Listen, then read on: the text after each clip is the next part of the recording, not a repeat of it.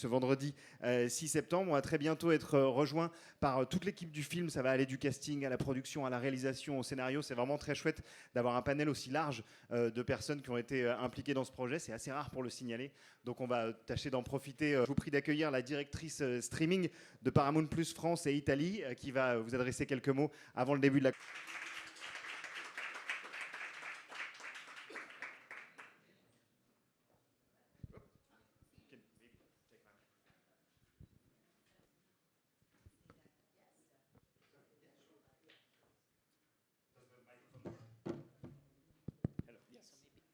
Sorry, maybe I.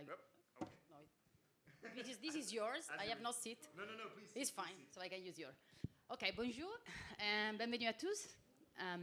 Merci pour votre présence aujourd'hui. Je suis responsable du streaming chez Paramount pour plusieurs pays dans la France.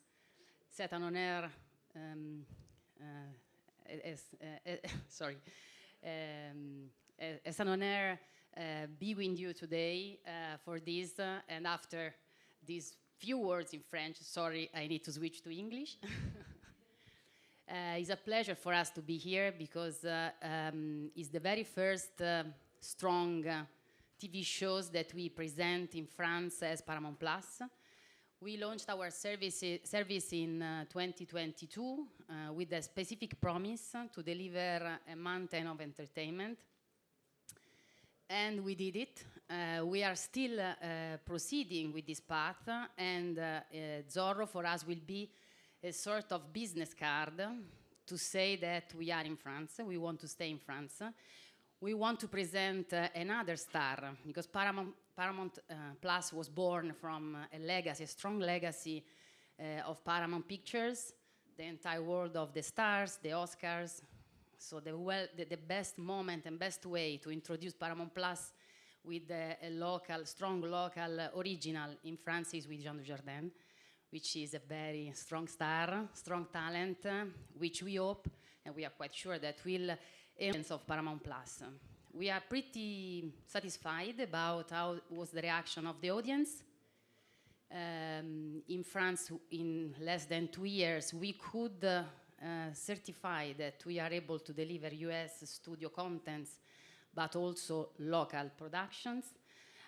Some of them have been discussed, so I'm not entering now in the conversation of the Frenchy Shore or of other production for the sport like L'Estade, Tous pour Agnès. We learn really relevant for our tradition and our company, which is the strength of and the quality of the star, which we apply in the past mainly to the movies. We are convincing the audience that we are able to bring the same high quality and high star quality also to the TV shows. Zorro will be exactly in this path. We will release Zorro with 8 episodes on a weekly basis. And today we announce a news, which is that we will also deliver at the end of the TV show another special content, which is a making of, which will be called Who is Zorro? And we are sure that you will appreciate also, on top of the new content, also the news that you can release today. The TV show will be available exclusively, sorry, now I was mixing with the French, exclusively on Paramount Plus. But probably you know and you read that we announced a very strong enlargement of an agreement with the news. We already have other partners like Orange, we work with Amazon, we have several other agreements with a lot of distributors, but this news coming immediately before the launch of Zorro will guarantee that Zorro will be seen by millions of families, because Paramount Plus is now available for the entire base of Canal. So launching this kind of content in a moment in which a strong portion of the French audience will be able to watch it, will make the content flying even faster. So we believe that Zorro is exactly in the line of what we are trying to deliver with Paramount Plus. which is iconic and station because it's coming from the past, but it's always a different way of making a Zorro character. So we are sure that Jean will have a great role in this. And this content will travel across the international market because after this launch in France, the 6th of September, in few months we will launch it also in Italy, in Germany, Switzerland, Austria, UK, and Latin America. And as we have seen in different other times with titles and strong IPs, iconic IPs like this one, we are sure that this will work really well also across other kind of audiences. So overall, we welcome you today with this presentation. Of course, other people can speak for sure a better French than mine, but can even explain you much more about the TV show. What I want really to stress is the satisfaction that we have in bringing live this project. We were trusting a lot on it. We really thank our partners, which are now the ghosts, but they will appear. So it's a pleasure. For me, it's an honor to be able to present and introduce Zorro to the French audience. So we know that there is high expectations, generally speaking, from the streaming services, because we are a lot of streaming services, and you always wait for who's the next in delivering something interesting. We believe that we are bringing live a very nice project. So thanks a lot for coming here. Thanks a lot for people that made this happening. Merci à vous pour ce moment. So thanks a lot, but also in honor of buona giornata a tutti. I wish you this.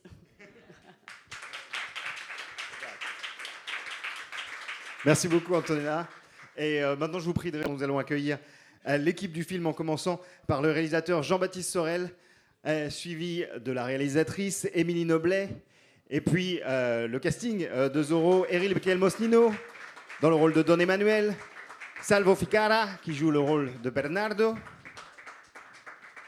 Nous accueillons également André Dussolier qui interprète le rôle de Don Alejandro, Jean Dujardin qui se cache derrière le masque de Zorro, Don Diego de la Vega, Audrey Dana qui interprète le rôle de Gabriela de la Vega, le sergent Garcia en la personne de Grégory Gadebois, le scénariste, l'un des scénaristes de cette série, Benjamin Charby, le producteur Marc Dujardin, ainsi que Emmanuel Bon, vice-présidente du contenu Paramount+.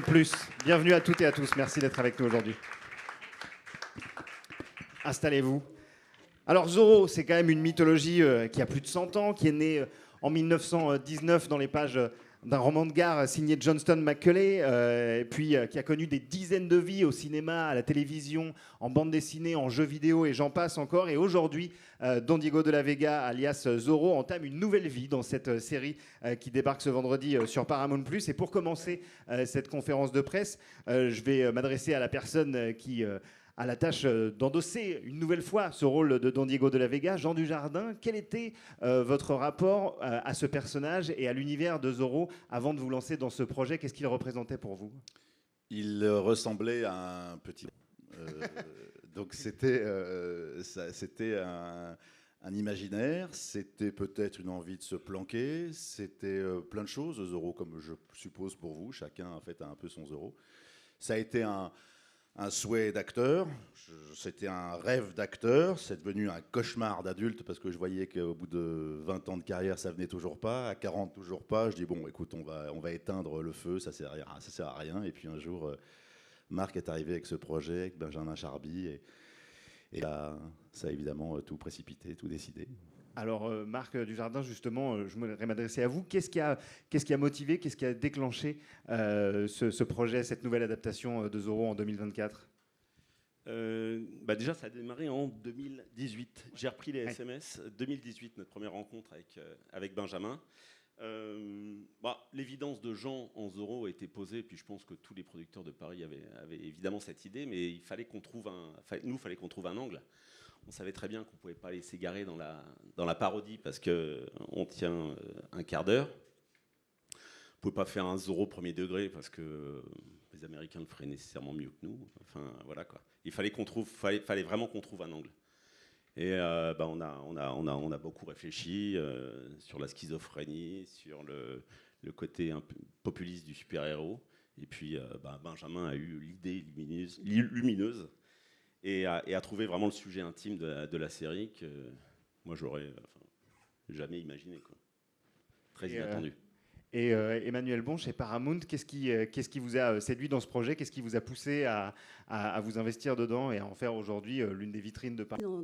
Dans une série, il y a toujours évidemment une prise de risque. Il est assez difficile d'être unanime en interne sur l'investissement qu'on va mettre sur un projet.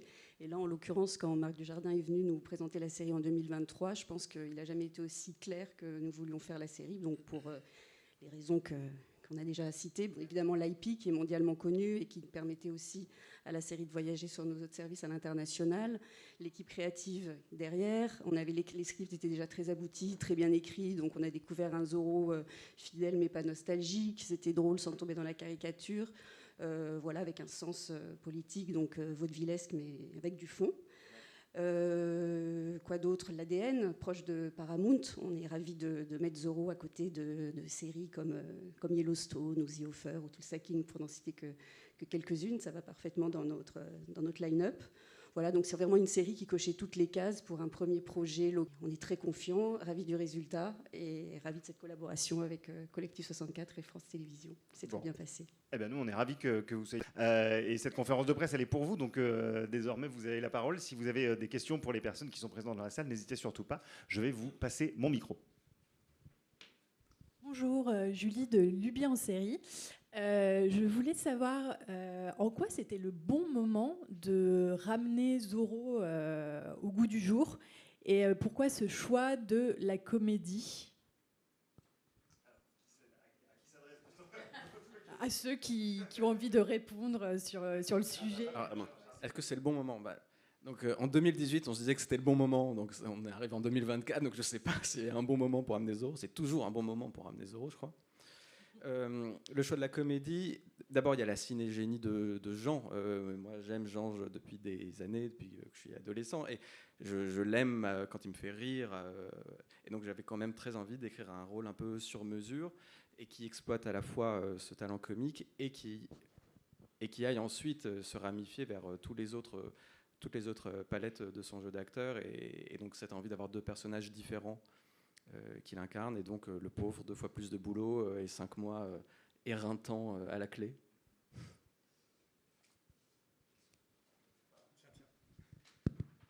Merci, bonjour. Moi je voulais demander à Jean Dujardin justement comment vous voyez nous présenter un peu ces deux personnages que vous incarnez, deux en un. J'ai pas assez réfléchi tout ça. Je réfléchis pas à tous ces trucs-là. On nous demande toujours de répondre à des questions qu'on ne se pose pas. C'est-à-dire qu'en fait, heureusement que j'ai un très joli texte et des auteurs pour m'aider, et des metteurs en scène, évidemment. Non, on a un Don Diego qui est intègre, et qui est courageux, qui est parfois à côté de lui-même, et on a son diable qui peut régler les choses beaucoup plus rapidement que lui. Et puis, il y a ce lien avec Gabriella, et puis c'est tout ça, Zorro, en fait. C'est pas tant Zorro, en fait, qui m'a emballé dans cette lecture, c'est toutes les histoires, toutes les ramifications, tout ce qu'il y a entre la relation avec le père, l'ordure capitaliste Ça, c'est très marrant parce que pour jouer une ordure comme ça, il faut être très gentil.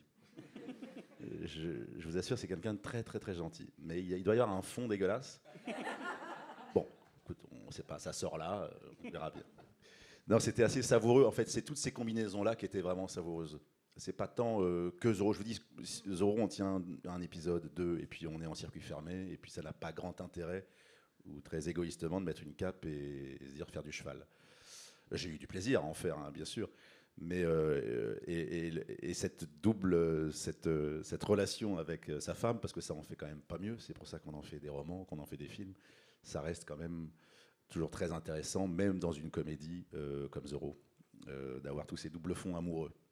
Je complète juste ma question pour est-ce que vous aimeriez-vous avoir un double, un Zorro à vous, dans la vraie vie? Mais il est là, il vous entend. Oui, Quelqu'un je suis. qui ferait, Non, oui, parce que je pense que on est tous, on le dit pas, mais enfin, on est quand même assez schizophrènes tous. Hein. André pourra aussi en témoigner. Mais non, c'est vrai, on est. D'ailleurs, si on cherche un tout petit peu, bon, c'est pas là qu'on va le faire, hein, mais je pense que c'est le point d'orgue de mes planques, Zorro. Je fais ça depuis 20 ans. J'ai fait des personnages masqués, grimés, en pensant qu'ils ou m'amélioreraient, ou me rendraient meilleur, mais qu'en tout cas, ça serait pas moi. Là, voilà, je suis au bout là, je suis au bout de quelque chose avec Zorro. Maintenant, il va falloir que je me libère, que j'enlève vraiment le masque. Mais je crois qu'il y a toujours une envie, oui, d'avoir un double. C'est mieux, hein. C'est la vie en mieux, hein, un double. Hein. Ça vous permet d'être plus. C'est bien de ne pas être tout le temps très raisonnable. Merci. Merci. Bonjour, Cédric Melon, Télécable avec César. J'ai une question pour les deux metteurs en scène. Je voulais savoir comment vous avez appréhendé la mise en scène de toute la série. Il y a une vraie facture. Vous avez tout tourné dans des décors fabuleux avec des acteurs extraordinaires. Ouais, alors c'est un vrai travail d'équipe hein, quand même. Je salue, on va parler mise en scène évidemment, mais je veux dire, il y a de la déco, il y a du costume, et il y a beaucoup de collaborateurs artistiques qui sont tous des grands enfants et des grands fans du Zorro aussi. Donc ça, on a été porté par un souffle d'envie de se replonger dans cet univers. Donc moi je réponds très personnellement. J'ai l'impression qu'avec Émilie, on a pas mal parlé avec Benjamin, on a beaucoup échangé artistiquement. Après, l'idée, c'était compliqué en tant que metteur en scène parce qu'il fallait à la fois apporter une petite touche de modernité, un petit supplément d'âme, tout en respectant un mythe, les fantasmes aussi que tous en avaient, les acteurs, les actrices. On a tous à des degrés différents. On est tous fans de Zorro. Moi, c'était Banderas. Pour certains, c'était avant. Donc, je dirais que le travail de la mise en scène, ça a été avancer avec le texte et avec les acteurs et actrices magnifiques qu'on a eus. Franchement, on peut pas vraiment se planter quand c'est aussi bien écrit et quand c'est aussi bien joué. Après, on essaie de ramener quelques idées, histoire de pimenter le tout. Mais voilà, j'ai eu l'impression d'un grand travail collaboratif, moi. Émilie ? Bah oui, c'était ça. En fait, les textes, on est tous les deux partis sur les textes, clairement, qui étaient fous. Et ils allaient toujours très loin, plus loin, plus loin. Et c'est un peu ce qu'on a essayé de faire à la mise en scène, quoi. De toujours inventer, de toujours ramener des choses avec une super équipe, en effet. Et donc, en fait, ce qui s'est passé, c'est qu'à trois, avec Benjamin, on a commencé à parler de grandes lignes directrices, mais tout en se laissant aussi chacun une marge un peu personnelle pour aborder les scènes. Et après, toute l'équipe est venue, la déco, la lumière, et on a essayé de faire monter un truc ensemble. Moi, j'ai un peu l'impression d'avoir réappris mon métier, hein, j'avoue, sur la série. Enfin, je ne suis pas si vieux, je n'ai pas une carrière si incroyable derrière moi, mais c'est vrai que faire confiance au temps de comédie, au temps d'agonie, faire confiance à un plan, la peur du vide, toujours l'impression qu'il va manquer des choses. Donc, c'est aussi super agréable, cette façon de faire confiance au texte et aux comédiens.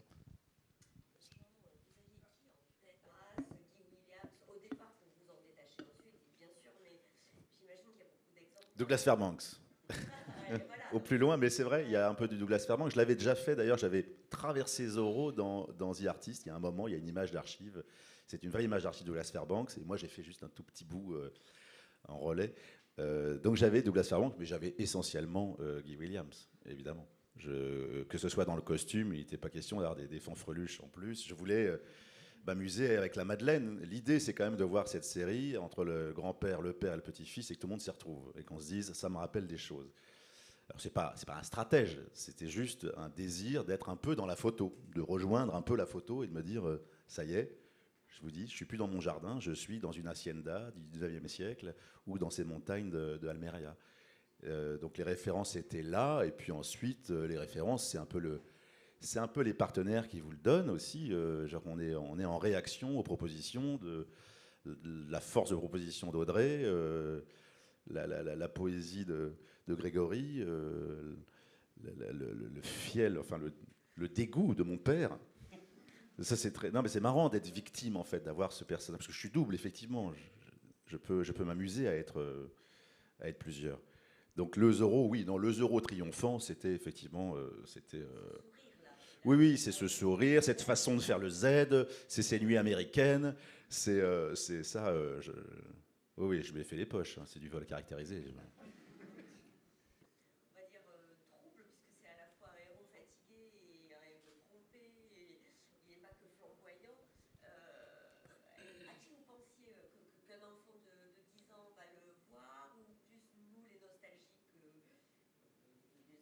J'espère toute cette génération-là, toute cette lecture-là, j'espère qu'on l'aura. Enfin, a priori, on va sur le service public. Je pense qu'on n'a pas trop fait de conneries, on a fait attention. Mais c'est vrai qu'on est... Ces deux personnages, en fait, sont doubles. Donc, ils sont 4, en fait. On passe par un Diego qui mature différemment. Enfin, on est dans quelque chose de Après, c'est fait pour s'amuser. Hein. On n'est pas là pour... Mais... voilà.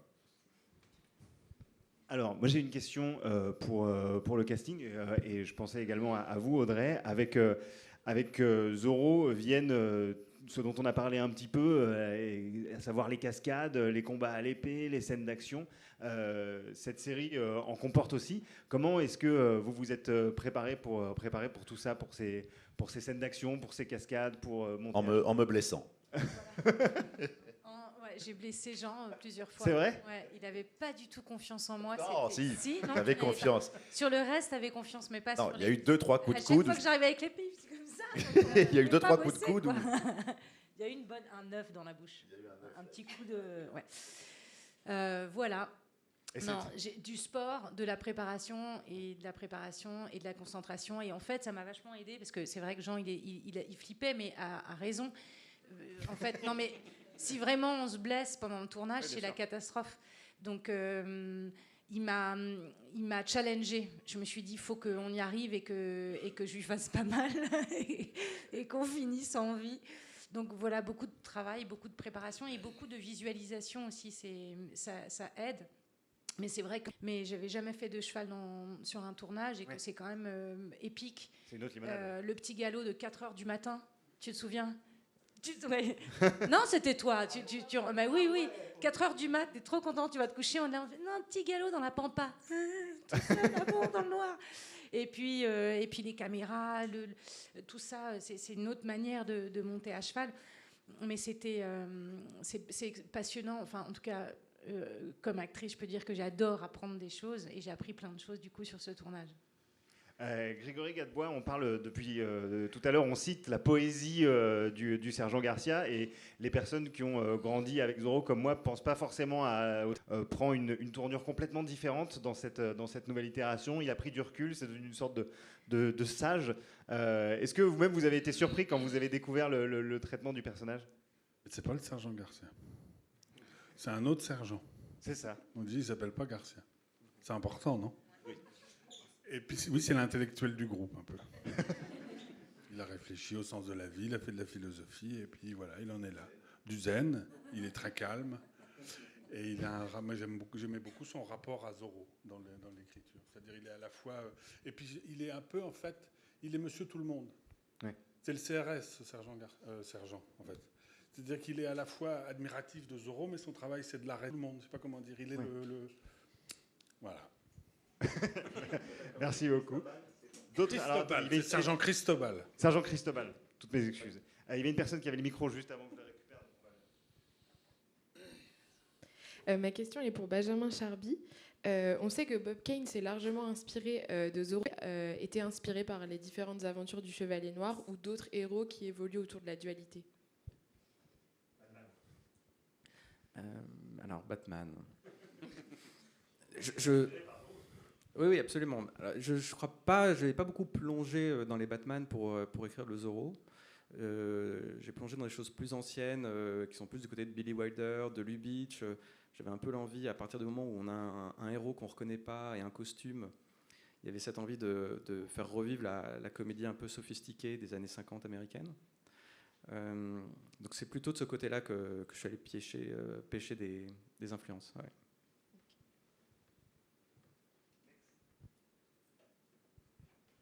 Bonjour, c'est une série qui est de comédie, mais qui joue beaucoup sur l'absurde, un peu de manière théâtrale. Est-ce que c'était pas libérateur pour vous, justement, de jouer une série de cette ampleur-là, en décor réel, mais en même temps, comme si on était au théâtre ? Ça ferait d'ailleurs une très belle pièce de théâtre. Les personnages sont vraiment faits pour ça. Oui, c'était savoureux. Enfin, moi, en ce qui me concerne, c'était vraiment savoureux, effectivement, d'avoir un Diego trahi et un bondissant Zorro qui passe par la fenêtre. Tenter des choses, d'ailleurs, on se disait, qu'est-ce qu'on fait ? Est-ce qu'on le fait arriver avec du souffle ? Ou alors c'est totalement absurde et il arrive comme s'il était totalement dissocié. c'est super, et effectivement, surtout dans des décors naturels. On aurait un décor Tex-Mex, ça ne le faisait plus du tout. Là, le fait que ce soit du dur, d'avoir ces haciendas, que cette lumière soit réaliste, que ces costumes soient aussi bien fixés, oui, c'est sûr que c'était... je fantasme encore même... vous voyez, on nous posait la question, est-ce qu'il y aurait une deuxième saison de Zorro? Je ne crois pas. Je crois que c'est pas possible, hein, Benjamin, j'en sais rien, mais... Non, moi j'ai un peu... Mais on pourrait imaginer une deuxième saison ou une première saison au théâtre. Merci beaucoup. J'ouvre un truc, je sais pas pourquoi, mais je trouve ça marrant. Non, mais je trouve ça marrant. Pour rebondir sur ça, effectivement, dès le début, dans la direction artistique de la série, on s'est dit, on veut une direction artistique très réaliste, très noble. C'était Jean qui le disait quand je l'avais au téléphone. On coupe le son et on a un film d'époque avec une facture impeccable. Et je trouvais que ça allait bien rencontrer un texte qui est vraiment comédie, qui va du côté du boulevard, mais pas que. On a quand même essayé d'aller aussi chercher et de l'émotion et de la profondeur. Mais l'envie de cette alchimie-là, de se dire, OK, c'est quoi cet objet? On a envie de quelque chose d'un peu nouveau. C'était le pari artistique, esthétique aussi. J'ai une question également pour Salvo Ficara. Merci d'être avec nous. Est-ce que vous pouvez nous parler du personnage de Bernardo qui, une fois encore, fait partie est entré dans l'inconscient collectif, qui fait partie de la mythologie Zorro, et que vous vous réappropriez en apportant dans la série des éléments de vaudeville, des choses qui sont vraiment très, très étonnantes de la part de ce personnage. Comment est-ce que vous avez abordé ce personnage et le projet de Zorro? Bonjour à tous et pardon pour mon français au début. Et j'étais heureuse quand on m'a choisi. Et j'ai rencontré Jebe et Émilie.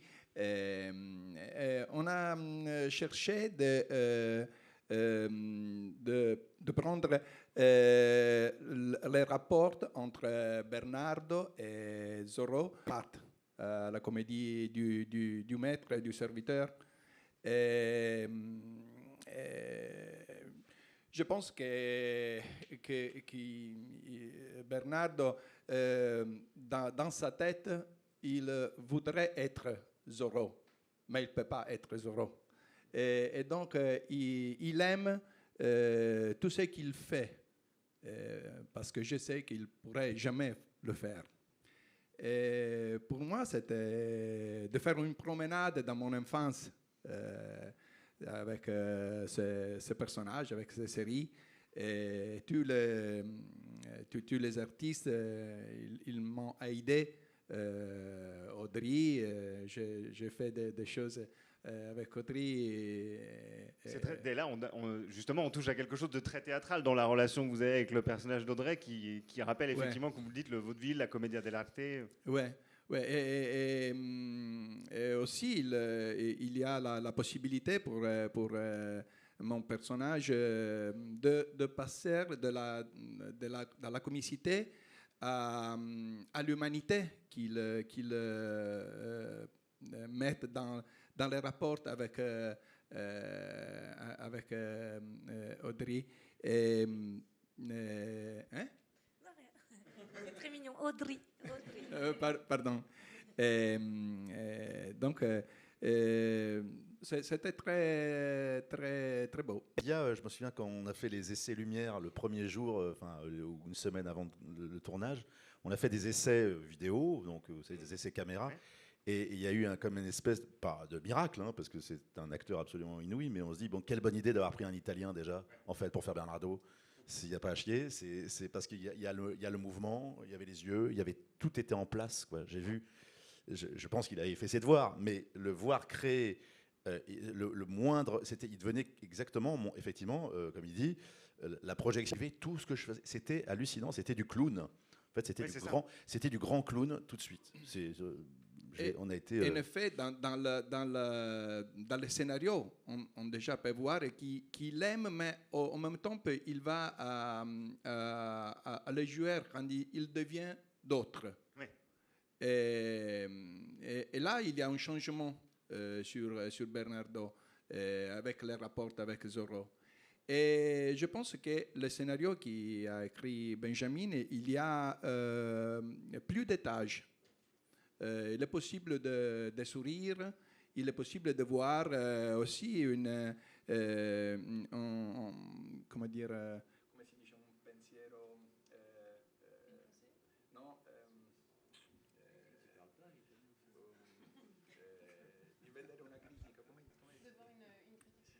de voir une critique sur les héros, sur le personnage Marvel, sur la société qui va prendre un héros et le fait devenir un clown. Donc il y a plus de tâches de lecture. Voilà. C'était pour rebondir. Moi, j'aimerais savoir à quoi ressemble le scénario de Bernardo, du coup, parce que vous ne parlez pas, a priori. Du coup, je voulais avoir une idée de comment vous avez travaillé du coup, ce scénario.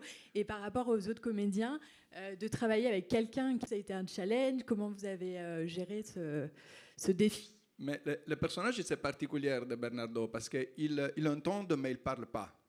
Donc, c'est particulier. Et on a cherché avec Jeanne, GB et Émilie de travailler sur le langage des mues, mais de le faire universel. Parce que j'ai découvert avec ce travail-là qu'il y a un langage français. Pardon, mais je ne le savais pas. Donc, je l'apprends aussi. Il faut... Hein? Je l'apprends tout de suite. Ouais. Et donc, je fais des rencontres avec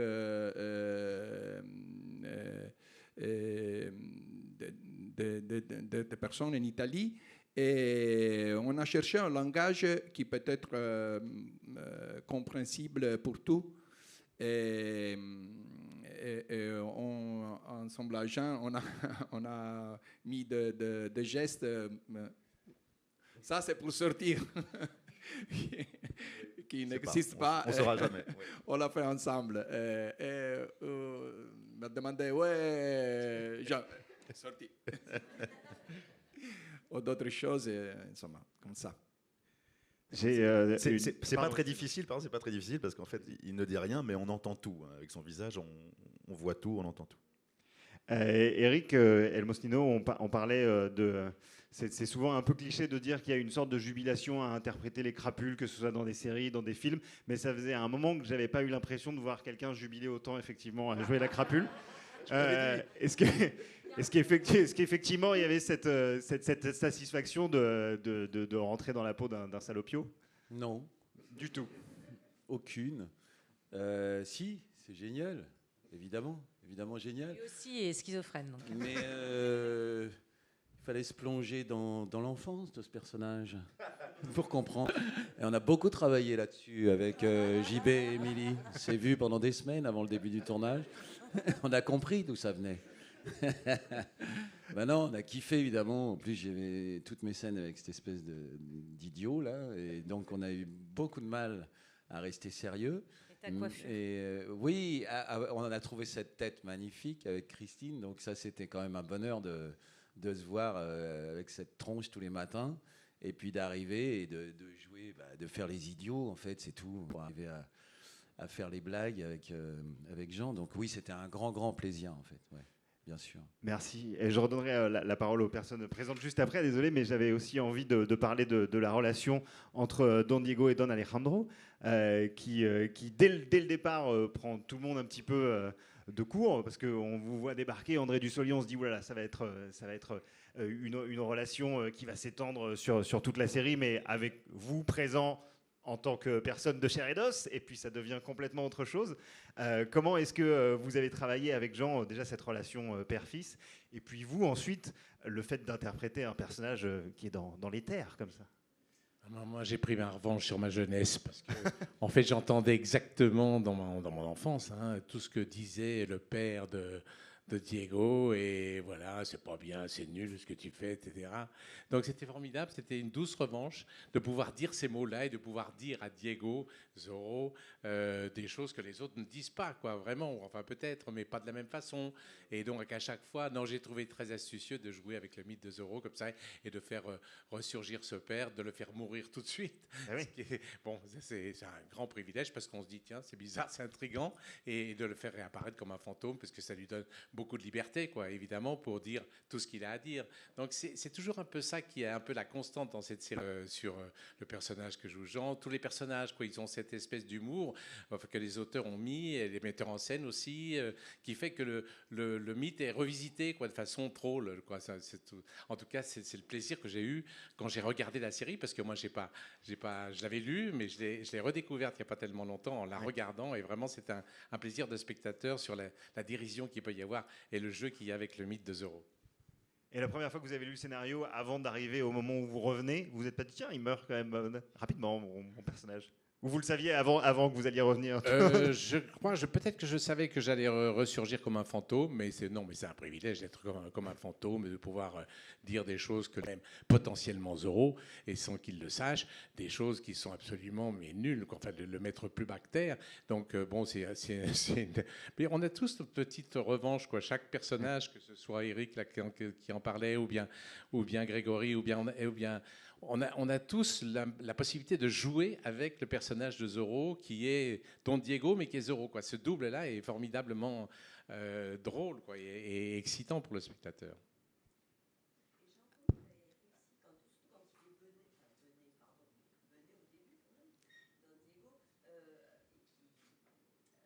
Benet, il est naïf. À oublier. On a peur, hein. Ça fait peur. Hein. Mais oui, je sais. Mais non, je vais pas renier. Ouais, on m'a dit la même chose entre Brice et OSS. Ouais, il se trouve que j'ai le même nez, j'ai les mêmes yeux. C'est un peu ma tête. C'est vrai que c'est un peu contre moi. J'ai jamais pensé à ça, parce que ça n'a pas été écrit comme ça. Et que quand je fais le juge Michel, je pense pas à OSS. Quand je fais Novembre, je pense pas à OSS. De la même manière, Zorro, c'était Zorro. Don Diego, il y avait une partition à trouver. Alors, pour ceux qui font bien leur métier, ils vont le voir. Pour les plus feignants, ils diront c'est du OSS masqué. Bon, on n'en est pas là. Je pense que c'est très clair. Non, c'était juste l'envie de m'amuser, l'envie d'être emmerdé avec ce personnage Diego, et puis d'avoir cette soupape avec Zorro. Et puis une fois de plus, je vous dis, j'étais pas seul. Enfin, une série, c'est tout ça, c'est toutes ces options de personnages, c'est toutes ces séquences-là. Je suis d'abord nourri en fait par les séquences de jeu et par les directions des séquences. C'est pas le personnage en fait. Je ne joue pas le personnage, mais c'est vrai que j'ai cette tête. Je sais que parfois je peux me piéger, hein, d'ailleurs, je peux m'auto-piéger. Je vois d'ailleurs des petits moments, c'est assez savoureux.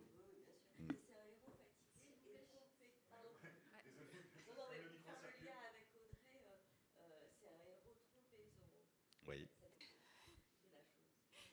Bonjour, pardon. Stéphanie Téloisir, je me demandais, en fait, vous parliez de mythes, de super-héros, tout ça, mais est-ce que aussi l'un des buts de la série, c'était de vraiment humaniser le personnage? Il y a une grande part qui est laissée à Don Diego, et par rapport aussi à la dernière scène, est-ce que ça veut dire que tout le monde peut être Zorro, et que finalement Zorro, c'est un peu un état d'esprit et pas un super-héros? Est-ce que c'était l'idée aussi de cette série?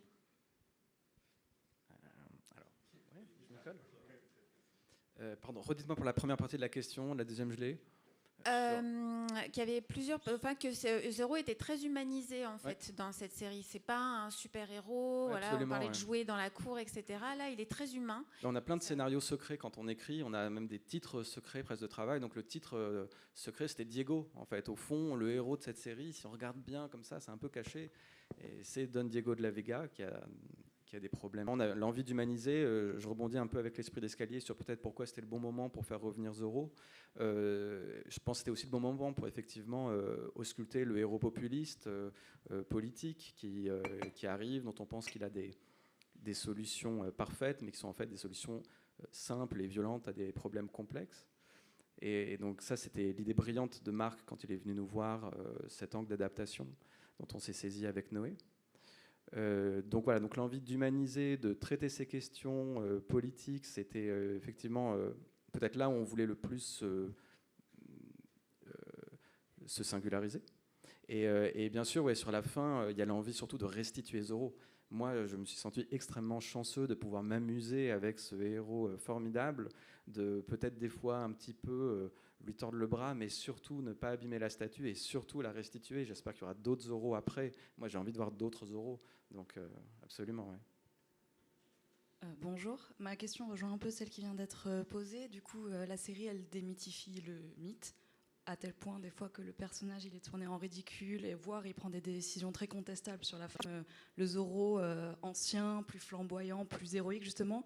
Vous a posé la question au moment de l'écriture, à un moment où c'est justement quelque chose que vous avez décidé d'évacuer très rapidement. Merci. Non, j'en cauchemarde encore. La série n'est pas encore sortie, non, mais c'est vrai. C'est tout le problème d'avoir une aussi belle IP. On veut être dans l'hommage, en même temps on veut absolument, effectivement, on veut dépoussiérer. Moi j'adore la série des années 50, mais si on la revoit, je ne peux pas dire que ce soit mon plaisir aujourd'hui de spectateur de la revoir telle qu'elle. Donc voilà, cette crête qu'on a essayé d'avoir, d'aller au plus loin de ce que le personnage de Zorro peut nous apprendre de notre époque, et en même temps le restituer dans sa grandeur et dans ses valeurs. Zorro, c'est un héros solaire, vertueux, assez loin des super-héros justement type Batman.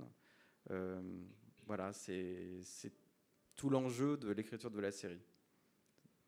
Merci beaucoup. On arrive bientôt à la fin de cette conférence, mais je voulais terminer pour rebondir sur une question à laquelle on n'a pas complètement répondu et que je trouvais assez intéressante, effectivement, et qui porte sur la relation entre Don Diego et Gabriela, où effectivement, je trouve ça intéressant, cette image de Zorro, Don Diego en tout cas, qui est un personnage qui trompe son monde en étant Zorro, et cette fois-ci, le personnage trompé qui se retrouve un peu démuni face à une relation que Don Diego n'arrive pas à mener correctement, et Zorro prend le relais. C'est un parti pris hyper intéressant, je trouve, pour ces deux personnages. Et Audrey Dana, j'avais effectivement envie d'avoir peut-être votre sentiment là-dessus quand vous avez lu le scénario, ce que vous avez pensé du traitement de la relation entre ces deux personnages-là. J'ai adoré, je ne m'attendais pas du tout à ça, puisque justement, on s'attaque à un mythe. Les femmes ne sont pas vraiment présentes dans Zorro. Et donc, je ne m'attendais pas du tout à ce qu'on tombe dans l'amant de Pinter, hein, parce que c'est vraiment ça.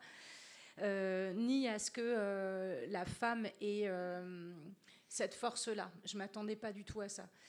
Et c'est vrai qu'il est démystifié, le personnage de Zorro, et aussi à l'humaniser. Mais il reste quand même trompé par lui-même. Hein. Voilà. Quand même, remettons les choses à leur place. Bien sûr, bien sûr. C'est une infidélité, mais avec lui-même. En tout cas, c'est réjouissant de jouer ça, d'être avec un homme qu'on reconnaît sans être capable de savoir vraiment pourquoi. Donc, elle croit au coup de foudre. Déjà, il a du courage, cet héros masqué, et il y va, alors que son Don Diego est très protocolaire et fait les choses comme il faut. On dit niais souvent... moi, j'ai l'impression qu'il est naïf, quoi. Il est naïf et il veut faire les choses bien, quoi. Contrairement à ce Zorro, du coup, elle va tomber amoureuse, mais c'est aussi parce qu'elle le reconnaît. C'est parce que un coup de foudre, c'est quoi? C'est quand on a l'impression de reconnaître quelqu'un. Donc là, quand elle tombe face à Zorro, elle voit son mari, elle sent son mari, elle se dit mais ce gars, je le connais. Et c'est tous les ingrédients d'un coup de foudre. Il se trouve qu'elle le connaît vraiment, mais ça, elle ne peut pas l'imaginer, parce que tout simplement, elle ne peut pas imaginer que Don Diego puisse avoir ce courage-là. Et donc, c'est aussi intéressant ce qu'il y a à découvrir, en fait, chez l'autre. C'est aussi une réflexion qui m'a beaucoup intéressée. Parfait, merci beaucoup. Encore une fois, merci à toutes et à tous d'avoir été présents aujourd'hui. Merci aux journalistes qui étaient là également. Cette conférence touche à sa fin. Et voilà, longue vie à Zorro. Ça commence vendredi sur Paramount+. Je vous souhaite à toutes et à tous une très très bonne journée. Merci beaucoup. Merci.